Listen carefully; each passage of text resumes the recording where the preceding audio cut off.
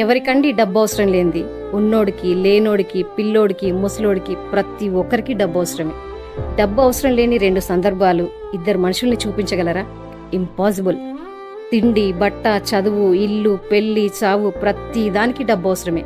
చివరికి ప్రకృతి మనకు ఫ్రీగా ఇచ్చే గాలి, నీరు, నిప్పు లాంటివి పొందాలన్నా ఈ కాలంలో డబ్బు అవసరమే. అంతెందుకు, బయటికెళ్తే బజార్లో ఉన్న పబ్లిక్ టాయిలెట్స్ యూజ్ చేయాలన్నా జేబులో 10 రూపాయలు ఉండాల్సిందే. సో కావలసిన దానికన్నా ఎక్కువ సంపాదించండి, అప్పుడే ఈ సొసైటీలో హ్యాపీగా బ్రతకగలరు.